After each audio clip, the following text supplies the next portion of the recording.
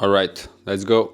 Day number 17, and today I want to talk about paid ads. So we'll go to the laptop here in a second and look at in Ads Manager. But the main thing that I want to focus on in this video, which is typically around 10 to 12 minutes, is basically one of the most important ratios in all of business, and that is CAC and LTV. Basically, CAC, cost to acquire a customer, and then LTV, lifetime value of that customer. And let me tell you why I want this to be the main topic for today's video. Basically because that's on my mind as well, right? And this is how you should be thinking, I would say, in most cases, because it's just much easier to play the long game. And let's be honest, when do you get very good at something? When you practice, and when you practice for a very long time. So let's talk about CAC, LTV, right? Fancy ways of saying that basically you're trying to get someone to buy something from you, and then you're trying to get, let's say, let's frame it in another way. You're trying to give them so much value over time that they'll pay you more and more, right? Because like you don't need to think let's say that you shouldn't be thinking of a customer as a number, especially if you're in the high ticket world, right? Because if you want to charge someone 36K, for example, right? Well, probably you should be caring about that person, right? Because you won't have 1 million people paying you 36K, right? And why am I saying 36K? Because it does seem like a big amount, right? It is a big amount of money, right? It could be half of a salary or the entire salary for someone in the US, let's say. But of course, like in other parts of the world, it's the income for 2 or 3 months. So let's just go back to that 36K. And the reason why I give 36K, it's because that's the amount, the annualized amount that you would get paid if someone, a client, a customer, however you want to call it, if that person business is paying you only, let's say, 3K a month. And I'm saying only because even 3K is a bigger amount, but for the business world, it's not a huge amount of money. Meaning that if you aren't going to pay 3K, it means that you're not making 10K, 20K, 40K, and sometimes in business, it shouldn't be that hard to get to those numbers. Because basically, just one client, one business is going to pay you 3K, 5K, or 10K because you are bringing in so much value to them, and that's just one of their expenses. So not to get too much into the numbers here, right? But let's say that you have a client that pays you for 1 year, 3K a month, which comes to at 36K, right? So one of the questions would be, is that the lifetime value? Or if it's longer, how high does it go? For example, I said right now that that client might pay you for a year, but if he would pay you, or she, or them, right, would pay you for 2 years, that means 72K, right? 46 multiplied by 2, 72K, right? So the main thing is, how much would you pay to acquire that customer? Because if you know the lifetime value, which is 46K or 72K, I know it seems like a big difference, but honestly, sometimes it's just like, are you doing a good job consistently? And that's on you, basically.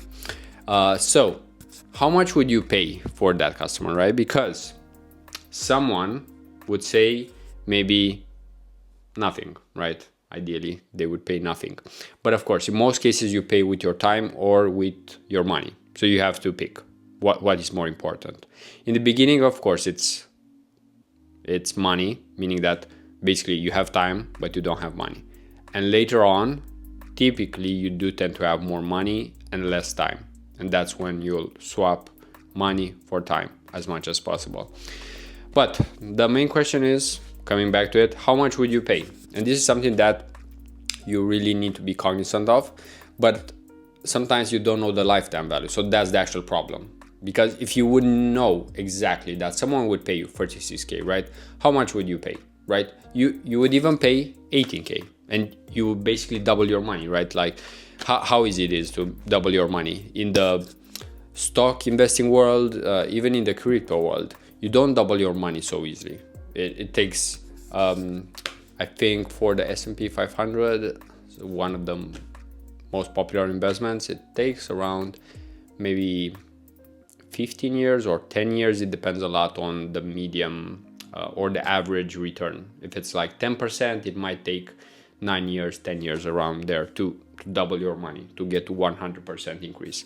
While here in business, as you can see, basically, what if in 1 month you pay for ads 18K, but you get a client that in the beginning they pay you 3K, right? Let's say, but basically after that entire year, it is 36K. And of course you need to take into account time, labor, and so on, but this is how you scale things. You think of CAC and LTV, and this applies to e-commerce because this is actually the type of businesses that I'm working with, physical products, but it applies even more so in the info world where you can pay much more to acquire a customer. But with all of that, we will actually make the connection here in a second between what I just said and the ad account here, because right now it seems like it's pending and it's not really getting results, meaning that it's leads, but it's low quality leads. But that is the main thing to think about. The account spent around $600, right? And some people would expect to have like a client right away from $600, right? While after what I just said, maybe you also share the same thought, but I'm even probably willing to spend 3K, 6K, even more to acquire a customer if I know it's still a good return on investment. But yeah, this is more so like the theory, right? The practical side is always different. But with that being said, let's look at the ad account and let's just, I guess, make this connection so we can actually understand this theory in practice. So let's switch the camera. All right, so we are back in the ad account. As you can see for today, there is actually one lead, and I can tell you something. That person actually booked a call and they didn't show up. So just as a side note here, you will understand why so many beginners tend to fail if they can't even show up for a call. And I mean, maybe there was a good reason, but in most cases, from what I've noticed, beginners just tend to not take things as seriously. So of course they will stay at that stage until they take things more seriously. So as you can see here, so let me explain. We have the main campaign and then the cost cap campaign here above it. And from what you can see, we are starting to get more clicks. Even the amount spent is starting to go higher, which I don't necessarily like because it's spending more than the actual budget here, which happens. I already covered this yesterday. But the main thing here is the following, that if we look at the metrics log, so this is the data until yesterday, 16th of January. So we did have more clicks yesterday. So the cost per click is going down, basically a lot more views here. But of course, like if you actually spend more, of course, you'll get more views. However, you can see that the leads are coming in. So I will need to follow up with some of them and see if they need any type of help with Shopify, with Facebook ads and so on, and see how I might help them. But the main idea is the following, that if we look at the maximum period here, how much was spent on ads? So 752, right? Which is a good amount. Like you could book some flights and so on with this money, right? And what I got in return is basically 26 leads, some data, I would say. But at the same time, like I said, if you think of lifetime value, then this spend is not necessarily that high, especially if you are selling a higher ticket service.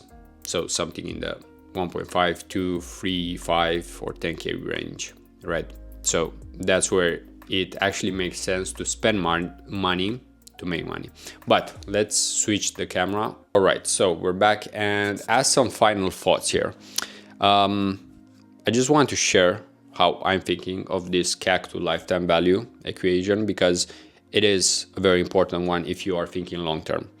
And this is where actually the risk isn't necessarily such a huge risk, because you know exactly that eventually with enough attention, calls, let's say posting online, you will eventually grow your brand, let's say, right? Or your, let's say, maybe company, if you want to grow like a business, you know. But in most cases, I would definitely suggest just making sure that it's you who is getting out there, because that's something that no one can replicate. That's still, I would say, especially in the future now with AI and everything, that's one of the most unique things.